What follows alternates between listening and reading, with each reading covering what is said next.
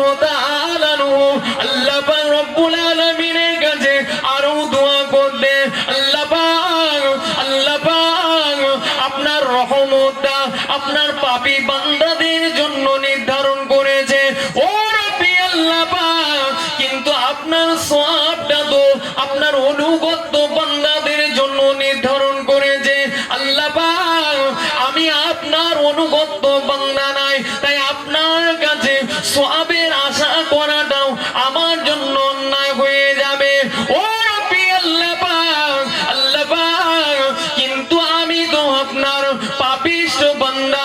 আল্লাহ পাক, আমি আপনার কাছে আপনার রহমতের আশা